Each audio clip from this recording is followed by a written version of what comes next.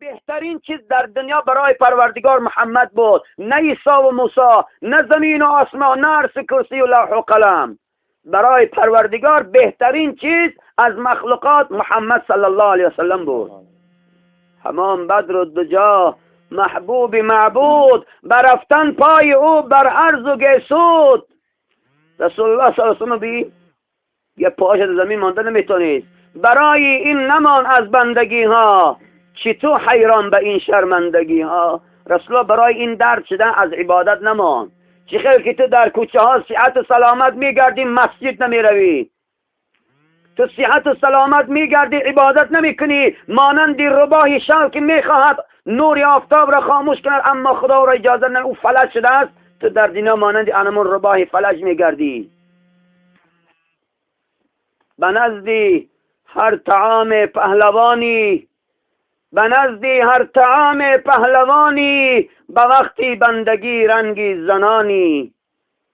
وقتی اگر یگان در کوچه‌تان معرکه شود، در قشلاق یگان معرکه شود، برای همین معده خوردکه که پر کردن از گوشه های کنار قشلاق جمع شده آمده استعمال میکنی.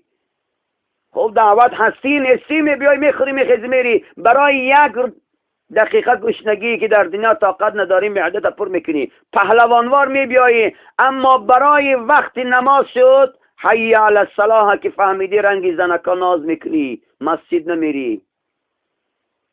روی کوها به عزمی بیل دسته، به مسجد میشود پایت شکسته. کوها میری دهقانی ها میکنی، دهقانی میکنی، گندم میکاری، زغیر میکاری، جو میکاری، دیگر انواع دنیا رو میکاری، حاصل میگیری، حاصل رو چنق میخوری. اگر از تیر ما غنوچین کنی تا ایز بهار حیله میرسد، همور هم نمیرسد، بیچاری ها نمیرسن، حاصل جمع کردشون تا بهار نمیرسد، با از بازار تا آرد میخره میبیاره، روغن زغیرش تمامش از بازار روغن میخره میبیاره، نمیتونه رسانده. از این تیر ما به بهار نمیتونه حاصل. اما مسجد رو که جنت میخره، ابدی در او حیات و زندگی برای او میان شکستگی های. 5 دقیقه در 5 دقیقه عبادت در مسجد نکنی جنت میخری. جنت رسول الله صلی الله علیه و سلم، جنت این جای اندک نیست، جنت جای بینماز نیست. رسول الله صلی الله علیه و سلم میگفتن که یا رسول الله جنت کی خواهد درآمد؟ رسول الله گفتن هر فردی نماز میخواند. تا نماز نمیخواند، هر کی نماز نمیخواند، رسول الله صلی الله علیه و سلم گفتن خداوند جل جلاله باقی مانده عملی او را یگان قبول نمیکند. نه روزه شه. بسیاری برادرای ما نماز نمیخوان اما روزه دارن.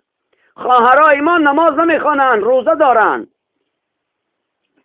یا که روزه داره سری لوچ کنی لوچ میگره دختری مسلمان، خداوند روزه او را در روش میزنه روزی قیامت.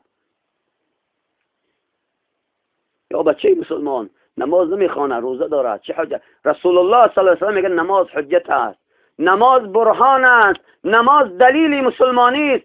الفرق بین المؤمن والکافر من ترک الصلاة، بین الرجل و بین الكفر و الشرك من ترک الصلاة. میگه حضرت امام اعظم رحمت الله علیه، بین بچه مسلمان و بچه کافر و بچه مشرک نماز است. هر کی نماز نمیخوانه اون مشرک است. العیاذ بالله. خدا پناهتی از فرد بینماز که روز قیامت بسیار عذاب سخت برای بینمازی است. برای مسجد نرفتن، برای جمعیت نداشتن مسلمانان روز قیامت سخت عذاب است.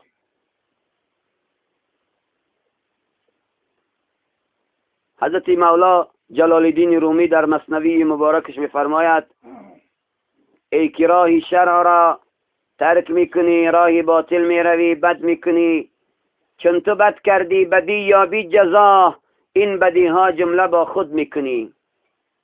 هر کس در دنیا اگر یک عملی خوب کند، یک سخنی خوب گوید، یک کاری خوب کند، پروردگار پاداش او را میتید.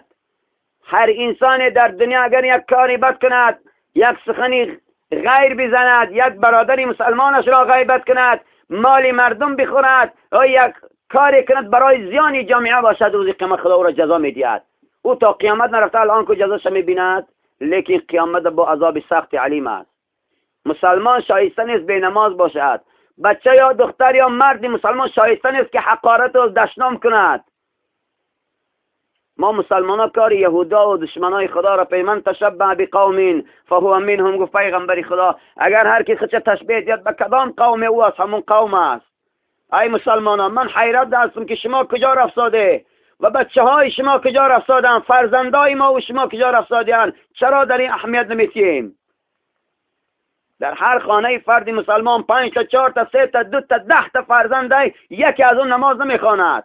همون به توفیق پدرش نماز نمیخواند، وار فرزندای او ستدگی مسجد نمیروند، منتظرن که یک کس بمیرد و در جنازه او روند، منتظرن که یک کس خدایی کند و در خدایی بروند.